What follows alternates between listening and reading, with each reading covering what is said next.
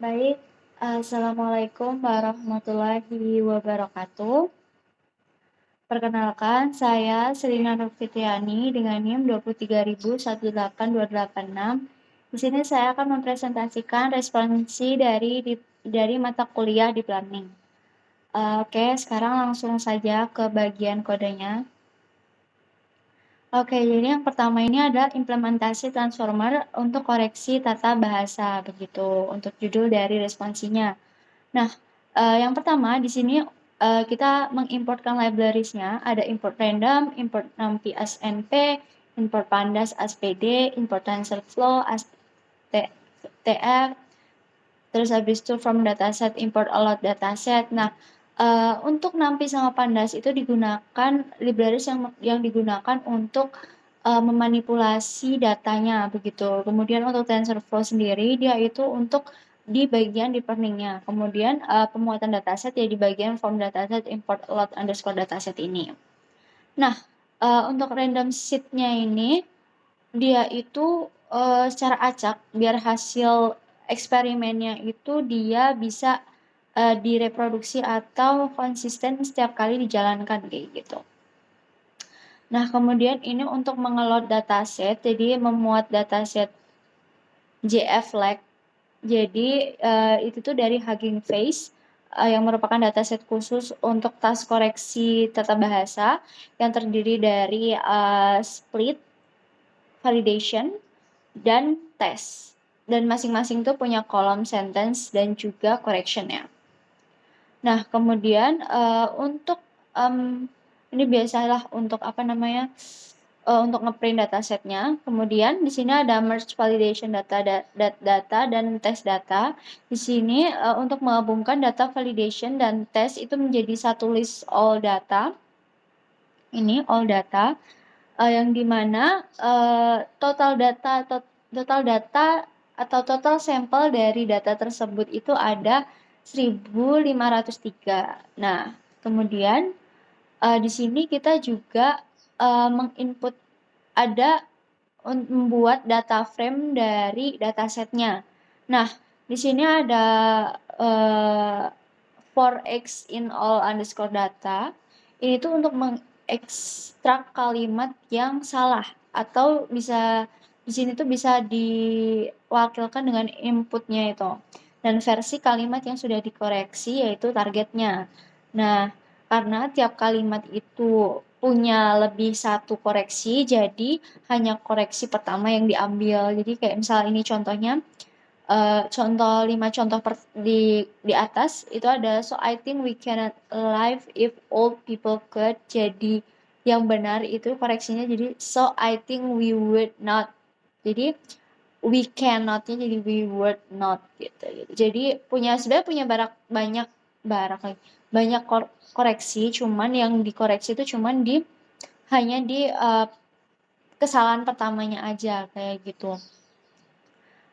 Kemudian shuffle dataset atau membuat dataset acak, jadi dia itu mengacak urutan data agar tidak berpola sebelum di-split ke train atau ke validate test gitu.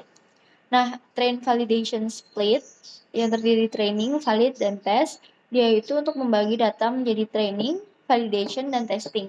Nah, di sini saya membagi dengan training itu ada 1202 data, kemudian validation-nya sendiri itu ada 1500, dan testingnya sendiri itu ada 151.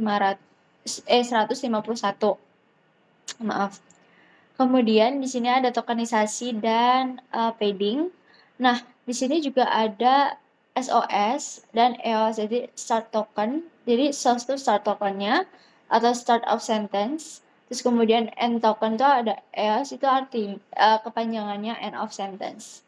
Nah, dia itu menambahkan kenapa dia itu harus ditambahkan SOS dan EOS pada kalimat targetnya biar decoder itu kan butuh penanda awal dan akhir kalimat saat memprediksi kata berikutnya kayak gitu. Terus ini biasa untuk mengeprint targetnya. Kemudian Lanjut ke tokenizer. Jadi di sini itu membangun tokenizer dengan vocabulary size-nya itu 12.000. Jadi merupakan gabungan kalimat dari input dan target trainingnya. Jadi kemudian OOV out of vocabulary. Jadi kata-kata yang ada di luar dari vocabulary itu akan ditandai dengan ini UNK ini. Jadi hasil vocabulary size-nya itu yang awalnya 12.000 menjadi 3.875. Oke, kemudian di sini juga ada train encoder dan decoder. Ini itu tuh dia untuk mengubah setiap kata menjadi ID numerik sesuai vocabulary-nya. Kemudian sama ya, yang lain juga sama. Kemudian di sini bagian determine maximum line, jadi dia itu tuh kepanjangan dari kalimat. Jadi dia tuh mencari kalimat terpanjang untuk keperluan paddingnya nanti. Untuk encoder sendiri itu maksimal kepanjangannya itu ada 80 dan decoder maksimal kepanjangan decoder itu 79 kayak gitu. Kemudian yang selanjutnya itu ada padding. Dia tuh tujuannya untuk menyamakan ukuran panjang dari sequence atau kalimatnya, dan biar dia itu bisa diproses dalam batch yang berukuran seragam kayak gitu. Nah, kemudian lanjut saja. Nah, ini ada TensorFlow dataset dengan batch size-nya itu ukurannya 32.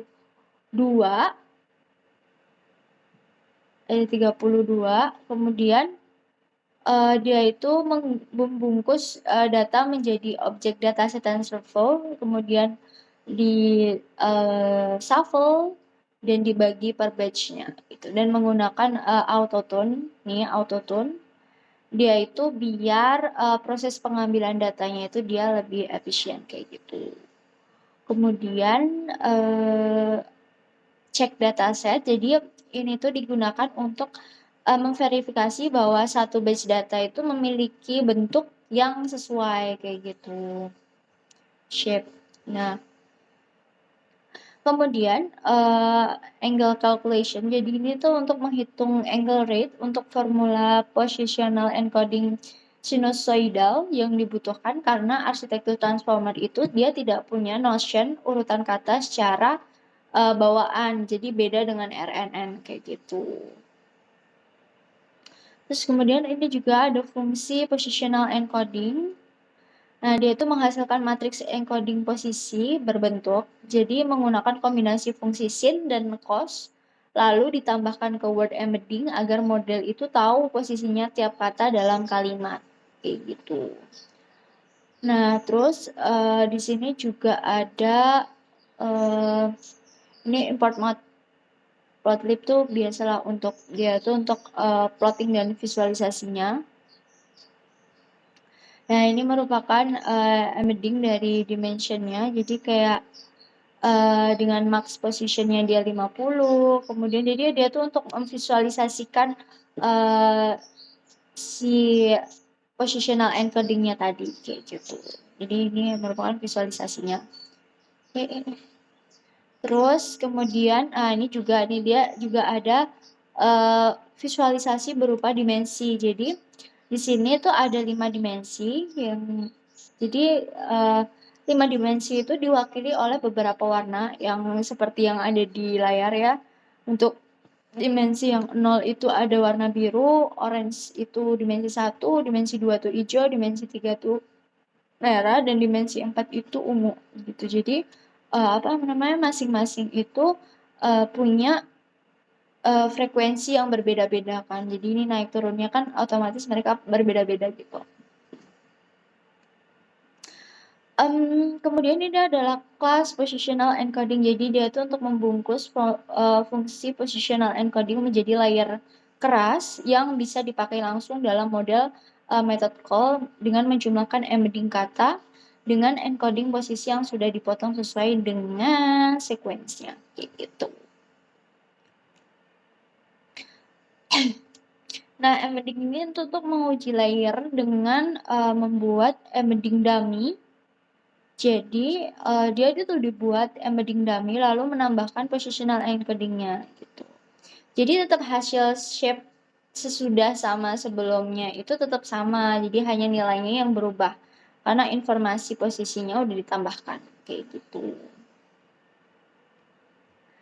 Nah kemudian di sini, langsung aja di sini, ini untuk nge-print biasa, terus kemudian, di sini ada hyperparameter yang di mana 6 layer-nya di sini, saya kasihkan 2 layer, kemudian untuk modelnya sendiri itu 128, untuk 6 heads-nya itu ada 4, kemudian bed size-nya ada 16, dan yang lainnya ada 64, dan DFF-nya ada 512, dan drop rate-nya itu ada 2 atau sekitar 20%. Jadi untuk mencegah overfitting kayak gitu. Nah, kemudian dia tuh juga apa namanya, ada dummy input, kemudian ada sample input untuk multi head attention layer-nya kayak gitu. Terus kemudian ini merupakan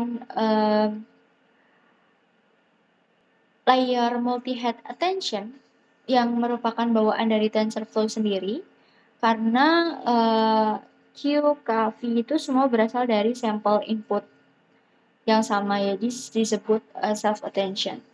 Jadi output size-nya ya tetap apa namanya, QVK itu query value K, jadi dia tuh output apa namanya, shape-nya itu tetap sama kayak gitu. Nih jadi tetap sama ya. Terus abis itu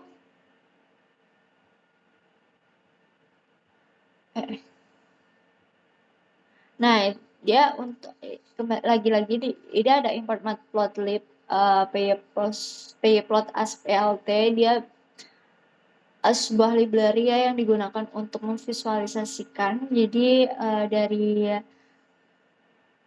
multi attention multi head attention tadi kita visualisasikan jadi seperti ini. Jadi X labelnya itu ada key position, terus Y-nya itu ada query position, terus judulnya ya ada attention map head 1, ini bukan judulnya. Kayak gitu. Terus padding mesh itu tuh untuk membuat mesh, contoh angka 1 itu berarti tokennya valid, kemudian kalau 0 berarti token padding tuh harus diabaikan kayak gitu saat menghitung attention-nya. Nah, kemudian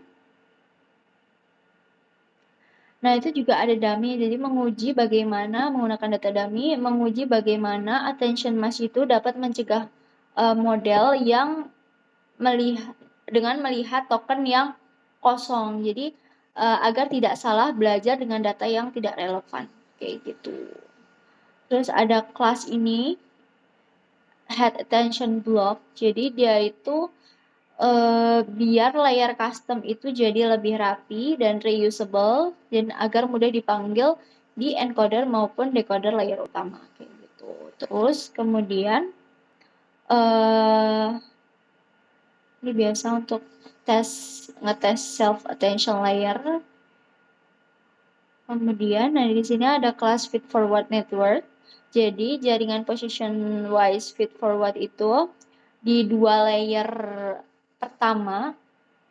dense. Yang pertama itu untuk memperbesar dimensi ke DFF dengan aktivasi ReLU, lalu dikembalikan ke D model dan ini.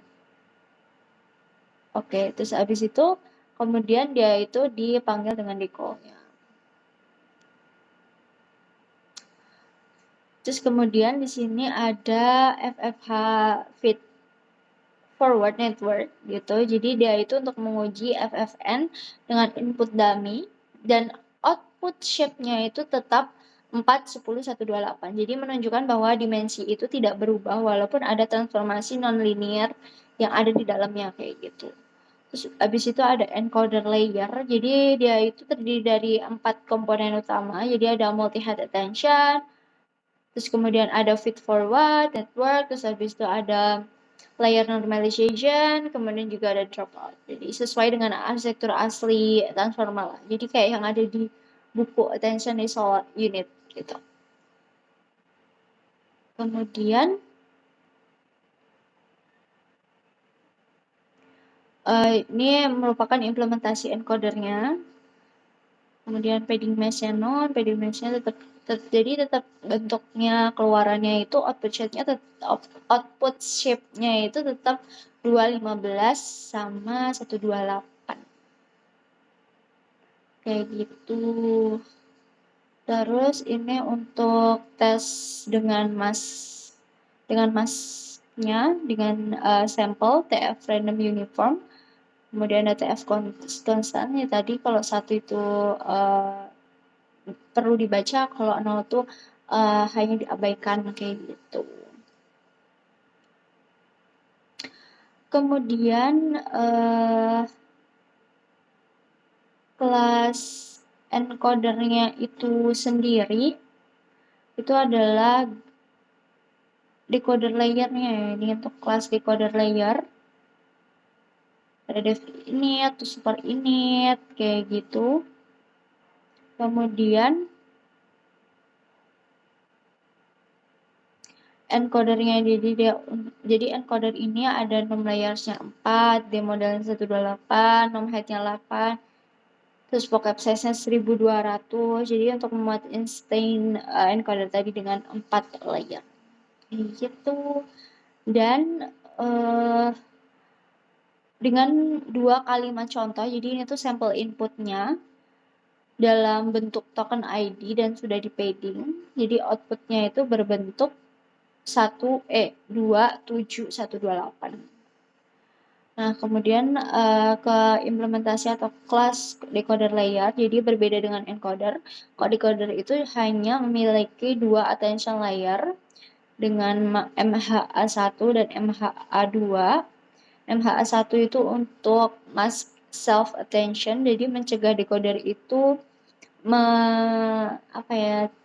mengintip lah kata berikutnya kayak gitu. Nah, untuk MH2 ini dia itu namanya cross attention, jadi menghubungkan decoder dengan output dari encoder itu sendiri.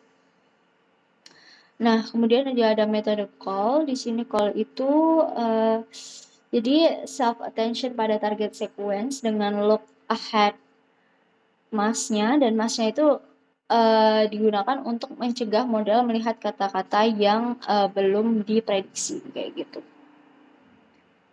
Kemudian kalau ATTN ini tuh dia merupakan cross validation, jadi kayak cross attention gitu. Jadi query itu asalnya itu dari decoder, dan sedangkan key atau value-nya itu dari key value-nya ini tuh dari encodernya sendiri kayak gitu. Jadi decoder itu ngelihat informasi dari kalimat sumber itu dari sini pas dia mau ngehasilin dari kalimat targetnya. Terus kemudian untuk FFN outputnya sendiri itu sebenarnya sama kayak encoder. Jadi hasil cross attention-nya itu diproses lewat FFN dengan residual connection dan normalisasi. Jadi menghasilkan output satu decoder layer. Kemudian untuk kelas decodernya sendiri itu sebenarnya kayak sama sih kayak encoder tadi, tapi dia tuh menggunakan tumpukan decoder layer aja kayak gitu. Untuk DF call-nya ya sebenarnya sama ya kayak tadi. Kemudian lanjut aja ini untuk tes decodernya yang dimana sebenarnya sama kayak yang tadi, dan output shape-nya itu ada di 2, 10, dan 128.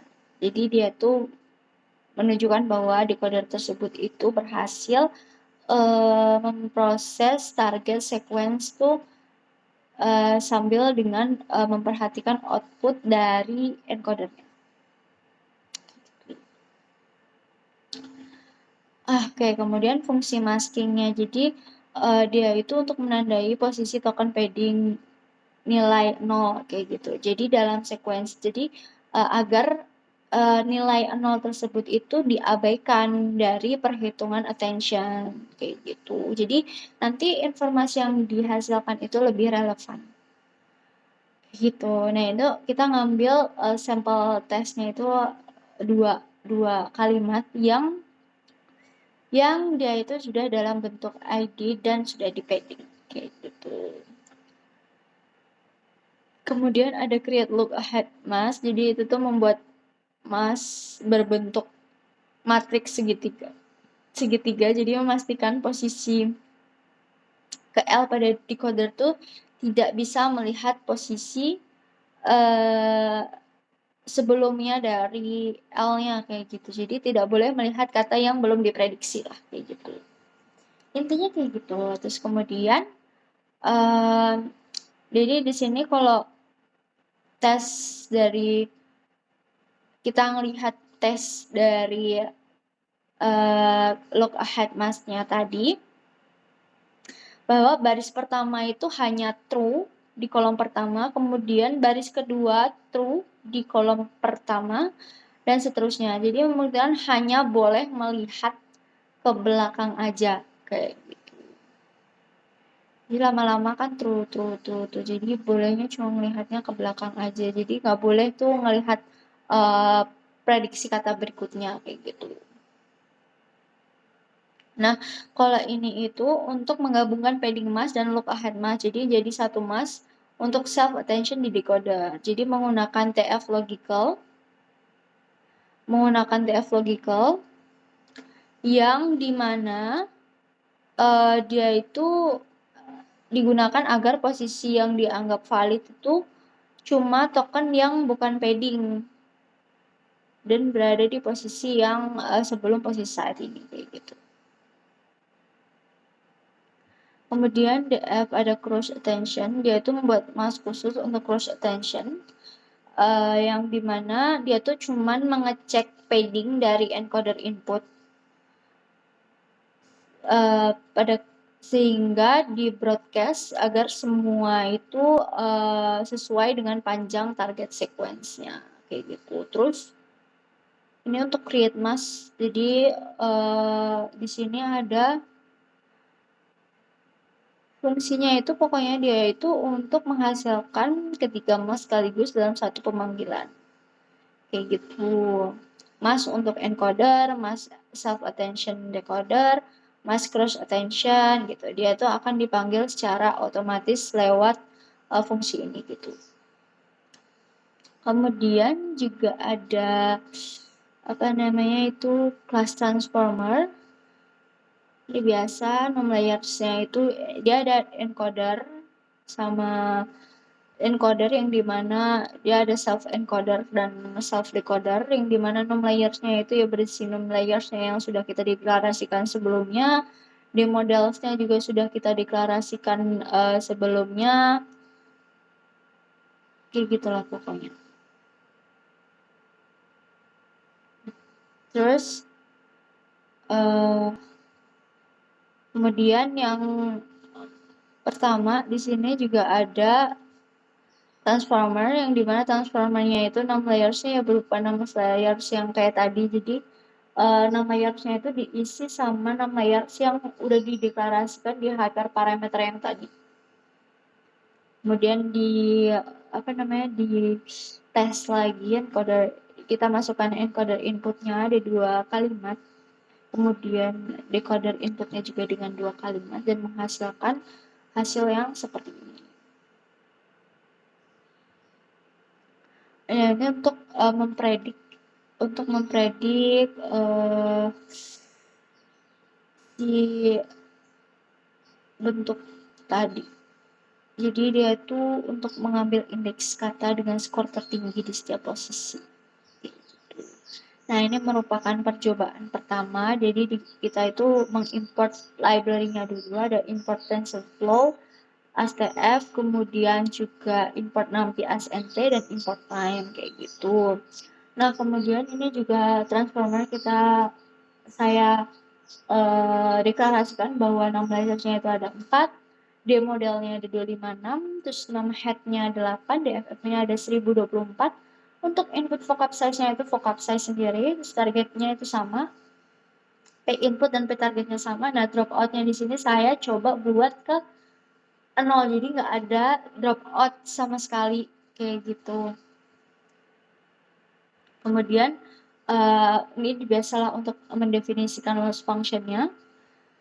Ini merupakan fungsi dari df loss function-nya itu sendiri. Jadi pokoknya dia itu untuk mengklasifikasikan multi-class dengan label yang berupa integer kayak gitu.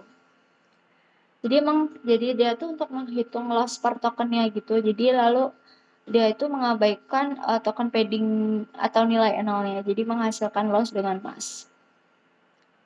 Jadi hasilnya ya rata-rata rata-rata dari token yang valid aja.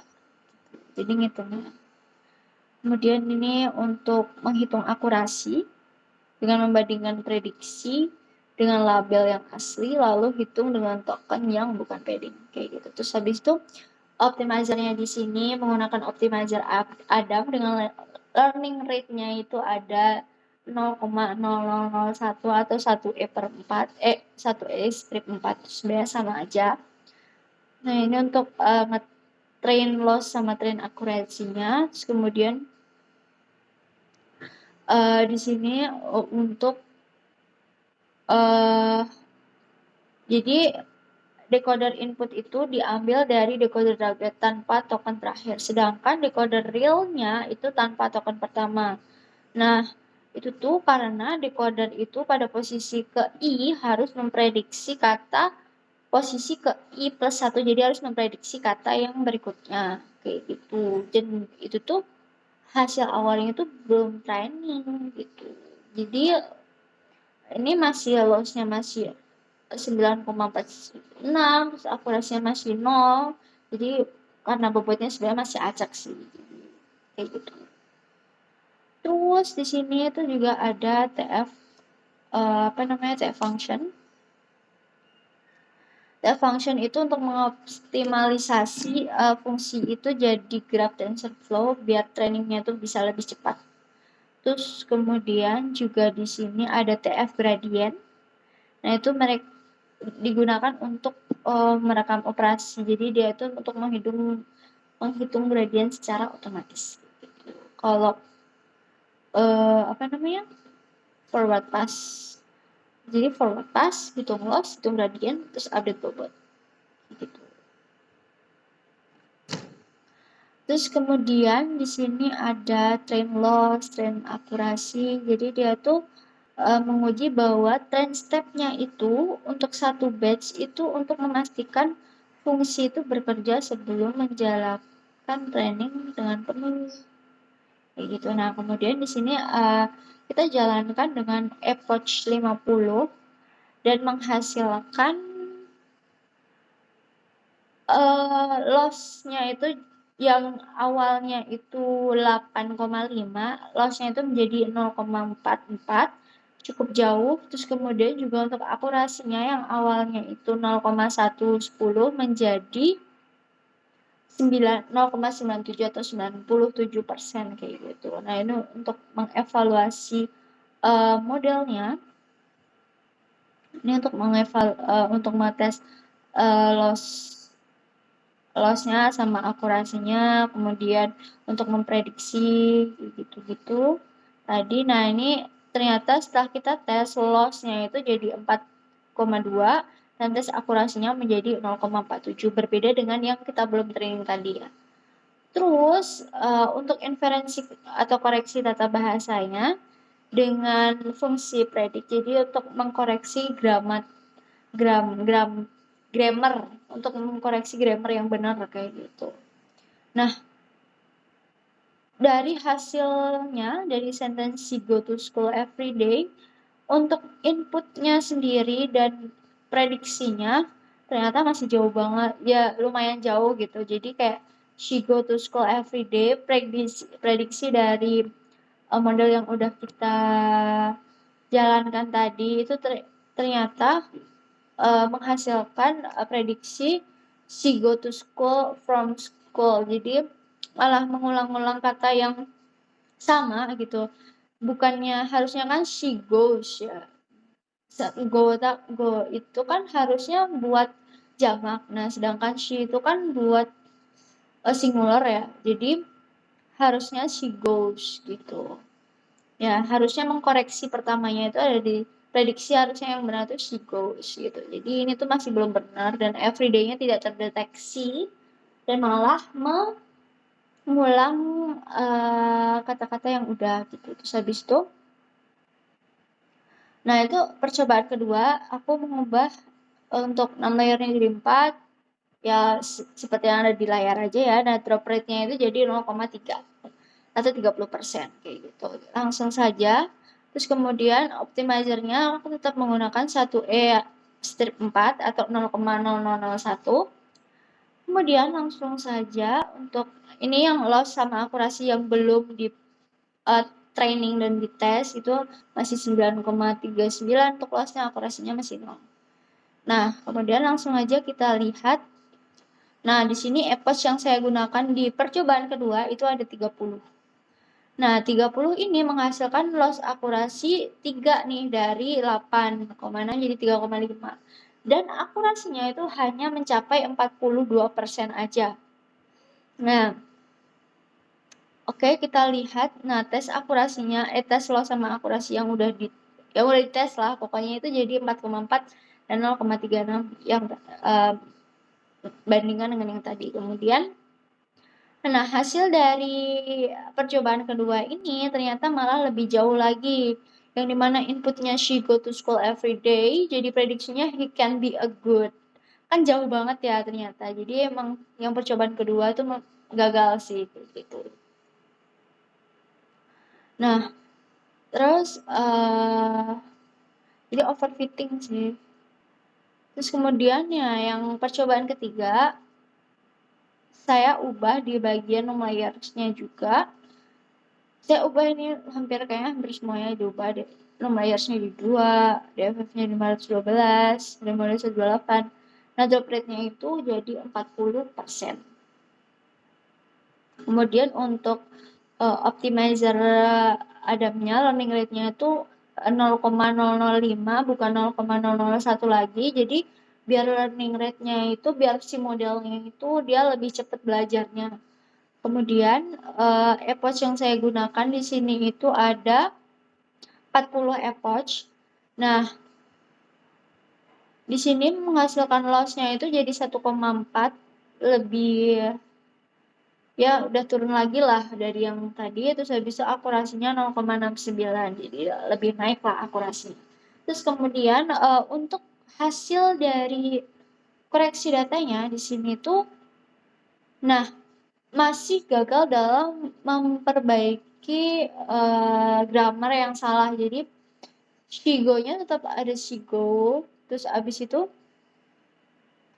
jadi bukan she goes, terus abis itu nah everyday-nya itu nggak kedetek kayak gitu.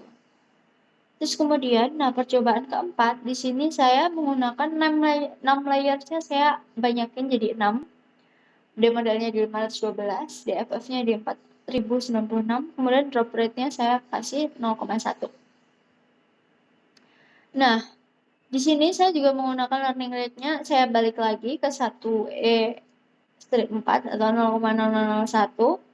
Nah, kemudian approach yang saya gunakan di sini ada 30 approach. Nah, dari 30 approach sebentar.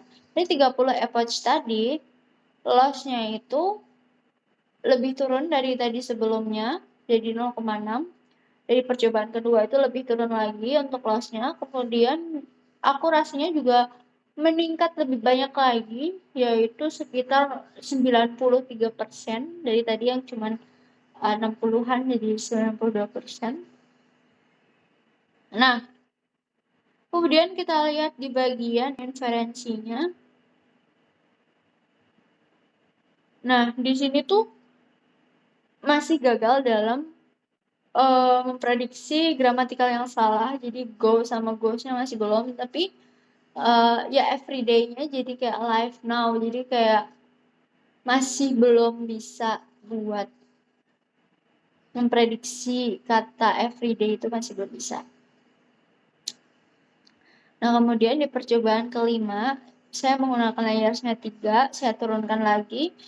Kemudian ini lebih ke turun-turun lagi dengan drop rate-nya 0,1. Nah, untuk optimizer-nya sendiri saya balik lagi ke 0,005. Nah, kemudian, untuk AirPods-nya sendiri itu saya di 50, saya nyoba 50 dan, ternyata bisa diturunkan loss-nya jauh banget jadi 0,09 dan akurasinya mencapai 98%. Cukup tinggi, cuman di bagian, inferensi atau koreksi tata bahasanya, itu masih belum bisa memprediksi kata yang berikutnya. Jadi malah everyday itu jadi the school needs, jadi malah banyak hal-hal yang nggak seharusnya banyak, malah katanya lebih banyak yang halusinasi kayak gitu. Jadi, masih belum bagus lah ini buat dikatakan sebagai, percobaannya itu masih belum bagus, kayak gitu. Nah, kesimpulannya dari kelima percobaan, jadi menunjukkan hubungan langsung antara ukuran model, nilai dropout, dan jumlah data. Nah, pada percobaan ke-1, penggunaan dropout 0 itu membuat model sekadar menghafal seluruh data latih, sehingga hasil tebakannya itu salah dan kalimatnya itu malah berulang. Nah, pada percobaan 2 dan ketiga, itu peningkatan nilai dropout-nya berhasil dalam mencegah model menghafal data, tetapi tebakannya tetap tidak akurat karena model itu kekurangan contoh kalimat untuk belajar aturan bahasa. Nah, untuk percobaan keempat itu membuktikan bahwa memperbesar ukuran model tanpa menambah jumlah data akan memperlama waktu komputasi secara sia-sia. Nah, hasil akhirnya itu model hanya menebak potongan kata itu secara acak. Nah, pada percobaan kelima, model yang dilatih itu terlalu lama, 50 epoch. Ya, sebenarnya terlalu lama. Cuman dengan dropout rendah itu malah dia itu kayak yang pertama jadi cuman menghafal kalimat, kayak yang kedua jadi kayak menghafal datanya aja. Jadi model tuh justru malah menggabungkan dua konteks kalimat yang berbeda yang sebenarnya tidak berhubungan sama sekali kayak gitu. Nah, informasi penting yang didapatkan dari respons ini bahwa ya, model bahasa seperti transformer tidak bisa bergantung pada ketersediaan jumlah data yang besar. Jadi, mau diubah sebagaimanapun kayak, robotnya diubah, jumlah layarnya diubah, dan lain-lain, kalau misal contoh kalimat dalam dataset-nya itu kurang, eee, jadi kayak output atau target yang input dengan target itu bisa tidak sesuai karena memang jumlah datanya itu sangat kurang. Kayak gitu. Pokoknya buat kakak-kakak praktik, kakak-kakak abstrak, mantap, makasih. Semoga sukses selalu ke depannya. Makasih. Sekian dari presentasi dari saya. Wassalamualaikum warahmatullahi wabarakatuh.